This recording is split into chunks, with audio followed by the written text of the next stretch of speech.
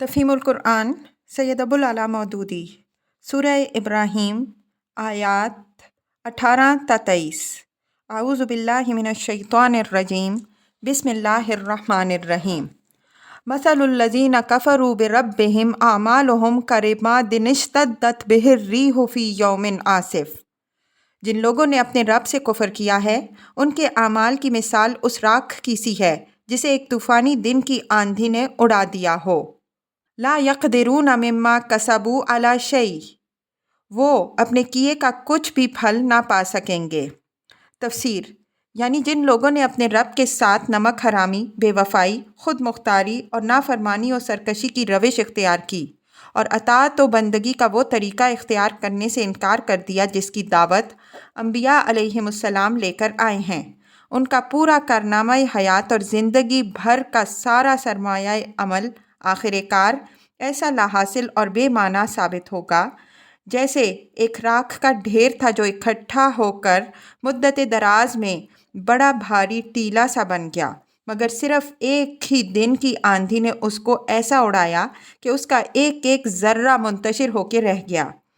ان کی نظر فریب تہذیب، ان کا شاندار تمدن، ان کی حیرت انگیز صنعتیں، ان کی زبردست سلطنتیں، ان کی عالیشان یونیورسٹیاں، ان کے علوم و فنون اور ادب لطیف و کثیف کے اتھاہ ذخیرے، حتیٰ کہ ان کی عبادتیں اور ان کی ظاہری نیکیاں اور ان کے بڑے بڑے خیراتی اور رفاہی کارنامے بھی جن پر وہ دنیا میں فخر کرتے تھے، سب کے سب آخر کار راکھ کا ایک ڈھیر ہی ثابت ہوں گے جسے یوم قیامت کی آندھی بالکل صاف کر دے گی اور عالم آخرت میں اس کا ایک ذرہ بھی ان کے پاس اس لائق نہ رہے گا کہ اسے خدا کی میزان میں رکھ کر کچھ بھی وزن پا سکیں۔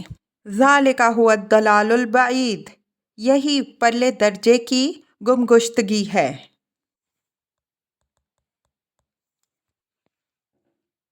الم تر ان اللہ خلق السماوات والارض بالحق، کیا تم دیکھتے نہیں ہو کہ اللہ نے آسمان و زمین کی تخلیق کو حق پر قائم کیا ہے۔ تفسیر یہ دلیل ہے اس دعوے کی جو اوپر کیا گیا تھا، مطلب یہ ہے کہ اس بات کو سن کر تمہیں تعجب کیوں ہوتا ہے؟ کیا تم دیکھتے نہیں ہو کہ یہ زمین و آسمان کا عظیم و شان کارخانہ تخلیق حق پر قائم ہوا ہے، نہ کہ باطل پر؟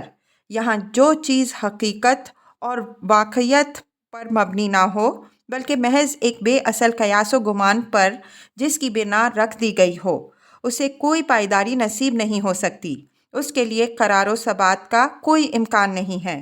اس کے اعتماد پر کام کرنے والا کبھی اپنے اعتماد میں کامیاب نہیں ہو سکتا۔ جو شخص پانی پر نقش بنائے اور ریت پر قصر تعمیر کرے، وہ اگر یہ امید رکھتا ہے کہ اس کا نقش باقی رہے گا اور اس کا قصر کھڑا رہے گا تو اس کی یہ امید کبھی پوری نہیں ہو سکتی، کیونکہ پانی کی یہ حقیقت نہیں ہے کہ وہ نقش قبول کرے اور ریت کی یہ حقیقت نہیں ہے کہ وہ عمارتوں کے لیے مضبوط بنیاد بن سکے۔ لہٰذا سچائی اور حقیقت کو نظر انداز کر کے جو شخص باطل امیدوں پر اپنے عمل کی بنیاد رکھے اسے ناکام ہونا ہی چاہیے۔ یہ بات اگر تمہاری سمجھ میں آتی ہے تو پھر یہ سن کر تمہیں حیرت کس لیے ہوتی ہے کہ خدا کی اس کائنات میں جو شخص اپنے آپ کو خدا کی بندگی و اطاعت سے آزاد فرض کر کے کام کرے گا یا خدا کے سوا کسی اور کی خدائی مان کر جس کی فی الواقع خدائی نہیں ہے زندگی بسر کرے گا، اس کا پورا کارنامہ زندگی ضائع ہو جائے گا۔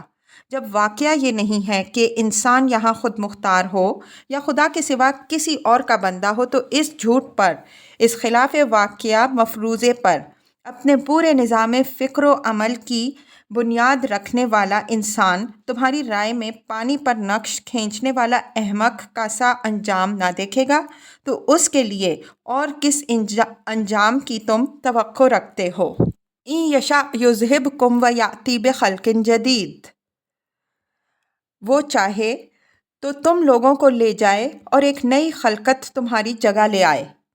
وما ذلک علی اللہ بعزیز، ایسا کرنا اس پر کچھ دشوار نہیں ہے۔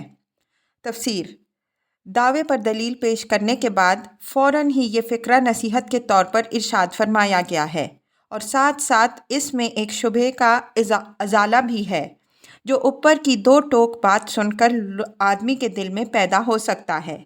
ایک شخص پوچھ سکتا ہے کہ اگر بات وہی ہے جو ان آیتوں میں فرمائی گئی ہے تو یہاں ہر باطل پرست اور غلط کار آدمی فنا کیوں نہیں ہو جاتا؟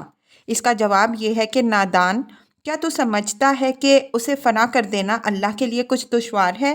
یا اللہ سے اس کا کوئی رشتہ ہے کہ اس کی شرارتوں کے باوجود اللہ نے محض اقربا پروری کی بنا پر اسے مجبوراً چھوٹ دے رکھی ہے؟ اگر یہ بات نہیں ہے اور تو خوب جانتا ہے کہ نہیں ہے تو پھر تجھے سمجھنا چاہیے کہ ایک باطل پرست اور غلط کار قوم اس وقت اس خطرے میں مبتلا ہے کہ اسے ہٹا دیا جائے اور کسی دوسری قوم کو اس کی جگہ کام کرنے کا موقع دیا جائے۔ اس خطرے کے عملاً رونما ہونے میں اگر دیر لگ رہی ہے تو اس غلط فہمی کے نشے میں مست نہ ہو جاؤ کہ خطرہ سرے سے موجود ہی نہیں ہے۔ مہلت کے ایک ایک لمحے کو غنیمت جانو اور اپنے باطل نظام فکر و عمل کی ناپائیداری کو محسوس کر کے اسے جلدی سے جلدی پائیدار بنیادوں پر قائم کر لو۔ وَبَرَزُوا لِلَّهِ جَمِيعًا، اور یہ لوگ سب اکٹھے اللہ کے سامنے بے نقاب ہوں گے۔ تفسیر: بروز کے معنی محض نکل کر سامنے آنے اور پیش ہونے ہی کی نہیں ہے، بلکہ اس میں ظاہر ہونے اور کھل جانے کا مفہوم بھی شامل ہے۔ اسی لیے ہم نے اس کا ترجمہ بے نقاب ہو کر سامنے آ جانا کیا ہے۔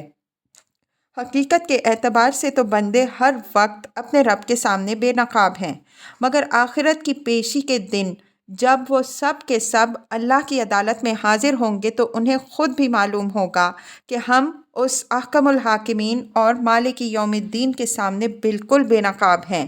ہمارا کوئی کام بلکہ کوئی خیال اور دل کے گوشوں میں چھپا ہوا کوئی ارادہ تک اس سے مخفی نہیں ہے۔ فَقَالَ الضُّعَفَاءُ لِلَّذِينَ اسْتَكْبَرُوا إِنَّا كُنَّا لَكُمْ تَبَعًا فَهَلْ أَنْتُمْ مُغْنُونَ عَنَّا مِنْ عَذَابِ اللَّهِ مِنْ شَيْءٍ۔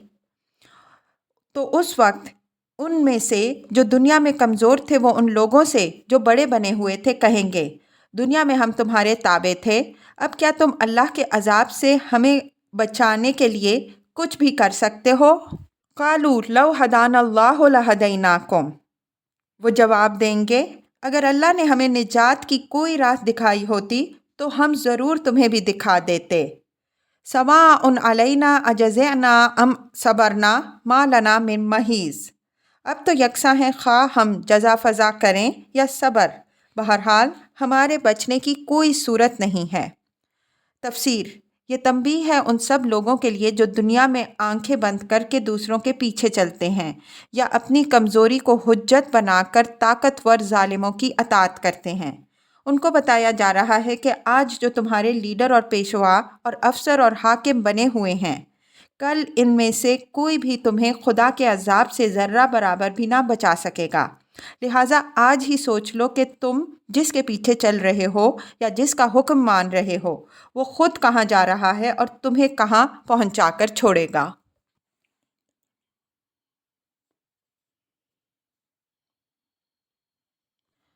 وقال الشیطان لما قضی الامر، اور جب فیصلہ ہو چکا ہوگا تو شیطان کہے گا ان اللہ وعدکم وعد الحق ووعدتکم فاخلفتکم، حقیقت یہ ہے کہ اللہ نے جو وعدے تم سے کیے تھے وہ سب سچے تھے اور میں نے جتنے وعدے کیے ان میں سے کوئی بھی پورا نہ کیا۔ تفسیر: یعنی تمہارے تمام گلے شکوے اس حد تک تو بالکل صحیح ہیں کہ اللہ سچا تھا اور میں جھوٹا تھا، اس واقعے سے مجھے ہرگز انکار نہیں۔ اللہ کے وعدے اور اس کی وعیدیں تم دیکھ ہی رہے ہو کہ ان میں ہر بات جوں کی توں سچی نکلی، اور میں خود مانتا ہوں کہ جو بھروسے میں نے تمہیں دلائے، جن فائدوں کی لالچ تمہیں دی، جن خوشنما توقعات کے جال میں تم کو پھانسا، اور سب سے بڑھ کر یہ یقین جو تمہیں دلایا کہ اول تو آخرت اور کچھ بھی نہیں ہے، سب محض ڈھکوسلا ہے، اور اگر ہوئی بھی تو فلاں حضرت کے تصدق سے تم صاف بچ نکلو گے، بس ان کی خدمت میں نظر و نیاز کی رشوت پیش کرتے رہو اور پھر جو چاہو کرتے پھرو، نجات کا ذمہ ان کا۔ یہ ساری باتیں جو میں تم سے کہتا رہا اور اپنے ایجنٹوں کے ذریعے سے کہلواتا رہا، یہ سب محض دھوکہ تھا۔ وما کان لی علیکم من سلطان الا ان دعوتکم فاستجبتم لی، میرا تم پر کوئی زور تو تھا نہیں، میں نے اس کے سوا کچھ نہیں کیا کہ اپنے راستے کی طرف تمہیں دعوت دی تو تم نے میری دعوت پر لبیک کہا۔ تفسیر: یعنی اگر آپ حضرات ایسا کوئی ثبوت رکھتے ہوں کہ آپ خود راہ راست پر چلنا چاہتے تھے اور میں نے زبردستی آپ کا ہاتھ پکڑ کر آپ کو غلط راستے پر کھینچ لیا تو ضرور اسے پیش فرمائیے، جو چور کی سزا سو میری۔ لیکن آپ خود مانیں گے کہ واقعہ یہ نہیں ہے، میں نے اس سے زیادہ کچھ نہیں کیا کہ دعوت حق کے مقابلے میں اپنی دعوت باطل آپ کے سامنے پیش کی، سچائی کے مقابلے میں جھوٹ کی طرف آپ کو بلایا، نیکی کے مقابلے میں بدی کی طرف آپ کو پکارا۔ ماننے اور نہ ماننے کے جملہ اختیارات آپ ہی حضرات کو حاصل تھے، میرے پاس آپ کو مجبور کرنے کی کوئی طاقت نہ تھی۔ اب اپنی اس دعوت کا ذمہ دار تو بلا شبہ میں خود ہوں اور اس کی سزا بھی پا رہا ہوں، مگر آپ نے جو اس پر لبیک کہا، اس کی ذمہ داری آپ مجھ پر کہاں ڈالنے چلے ہیں؟ اپنے غلط انتخاب اور اپنے اختیار کے غلط استعمال کی ذمہ داری تو آپ کو خود ہی اٹھانی چاہیے۔ فلا تلومونی ولوموا انفسکم، اب مجھے ملامت نہ کرو، اپنے آپ کو ملامت کرو۔ ما انا بمصرخیکم وما انتم بمصرخی، یہاں نہ میں تمہاری فریاد رسی کر سکتا ہوں اور نہ تم میری۔ انی کفرت بما اشرکتمونی من قبل، اس سے پہلے جو تم نے مجھے خدائی میں شریک بنا رکھا تھا میں اس سے بری الذمہ ہوں۔ تفسیر: یہاں پھر شرک اعتقادی کے مقابلے میں شرک کی ایک مستقل نوع یعنی شرک عملی کے وجود کا ایک ثبوت ملتا ہے۔ ظاہر بات ہے کہ شیطان کو اعتقادی حیثیت سے تو کوئی بھی خدا نہیں مانتا اور نہ خدائی میں شریک ٹھہراتا ہے اور نہ اس کی پرستش کرتا ہے، سب اس پر لعنت ہی بھیجتے ہیں، البتہ اس کی اطاعت اور غلامی اور اس کے طریقے کی اندھی یا آنکھوں دیکھے پیروی ضرور کی جا رہی ہے، اور اسی کو یہاں شرک کے لفظ سے تعبیر کیا گیا ہے۔ ممکن ہے کوئی صاحب جواب میں فرمائے کہ یہ تو شیطان کا قول ہے جس سے اللہ تعالیٰ نے نقل فرمایا ہے، لیکن ہم عرض کریں گے اول تو اس کے قول کی اللہ تعالیٰ خود تردید فرما دیتا ہے اگر وہ غلط ہو۔ دوسرے شرک عملی کا صرف یہی ایک ثبوت قرآن میں نہیں بلکہ اس کے متعدد ثبوت پچھلی صورتوں میں بھی گزر چکے ہیں اور آگے بھی آ رہے ہیں۔ مثال کے طور پر یہودیوں اور عیسائیوں کو یہ الزام کہ وہ اپنے احبار و رہبان کو ارباب من دون اللہ بنائے ہوئے ہیں۔ توبہ 31۔ جاہلیت کی رسمیں ایجاد کرنے والوں کے متعلق یہ کہنا کہ ان کے پیرووں نے انہیں خدا کا شریک بنا رکھا ہے۔ انعام 137۔ خواہشات نفس کی بندگی کرنے والوں کے متعلق یہ فرمانا کہ انہوں نے اپنی خواہش نفس کو خدا بنا لیا ہے۔ فرقان 43۔ نافرمان بندوں کے متعلق یہ ارشاد کہ وہ شیطان کی عبادت کر رہے ہیں۔ یاسین 60۔ انسانی ساخت کے قوانین پر چلنے والوں کو ان الفاظ میں ملامت کہ اذن خداوندی کے بغیر جن لوگوں نے تمہارے لیے شریعت بنائی ہے وہ تمہارے شریک ہیں۔ شورا 21۔ یہ سب کیا اسی شرک عملی کی نظیریں نہیں جس کا یہاں ذکر ہوا ہے؟ ان نظیروں سے صاف معلوم ہوتا ہے کہ شرک کی صرف یہی ایک صورت نہیں کہ کوئی شخص عقیدتاً کسی غیر اللہ کو خدائی میں شریک ٹھہرائے، اس کی ایک دوسری صورت یہ بھی ہے کہ وہ خدائی سند کے بغیر یا احکام خداوندی کے علی الرغم اس کی پیروی اور اطاعت کرتا چلا جائے۔ ایسا پیرو اور مطیع اگر اپنے پیشوا اور مطاع پر لعنت بھیجتے ہوئے بھی عملاً یہ روش اختیار کر رہا ہو تو قرآن کی روح سے وہ اس کو خدائی میں شریک بنائے ہوئے ہے، چاہے شرعاً اس کا حکم بالکل وہی نہ ہو جو اعتقادی مشرکین کا ہے۔ ان الظالمین لہم عذاب علیم، ایسے ظالموں کے لیے تو دردناک سزا یقینی ہے۔ وَأُدْخِلَ الَّذِينَ آمَنُوا وَعَمِلُوا الصَّالِحَاتِ جَنَّاتٍ تَجْرِي مِن تَحْتِهَا الْأَنْهَارُ خَالِدِينَ فِيهَا بِإِذْنِ رَبِّهِمْ، بخلاف اس کے جو لوگ دنیا میں ایمان لائے ہیں اور جنہوں نے نیک عمل کیے ہیں وہ ایسے باغوں میں داخل کیے جائیں گے جن کے نیچے نہریں بہتی ہوں گی، وہاں وہ اپنے رب کے اذن سے ہمیشہ رہیں گے۔ تحیتہم فیہا سلام، اور وہاں ان کا استقبال سلامتی کے مبارکباد سے ہوگا۔ تفسیر تحیہ کے لغوی معنی ہیں دعائے درازی عمر، مگر اصطلاحاً عربی زبان میں یہ لفظ اس کلمہ خیر مقدم یا کلمہ استقبال کے لیے بولا جاتا ہے جو لوگ آمنا سامنا ہونے پر سب سے پہلے ایک دوسرے سے کہتے ہیں۔ اردو میں اس کا ہم معنی لفظ یا تو سلام ہے یا پھر علیک سلیک، لیکن پہلا لفظ استعمال کرنے سے ترجمہ ٹھیک نہیں ہوتا اور دوسرا لفظ مبتذل ہے، اس لیے ہم نے اس کا ترجمہ استقبال کیا ہے۔ تحیتہم کے معنی یہ بھی ہو سکتے ہیں کہ ان کے درمیان آپس میں ایک دوسرے کے استقبال کا طریقہ یہ ہوگا، اور یہ معنی بھی ہو سکتے ہیں کہ ان کا اس طرح استقبال ہوگا۔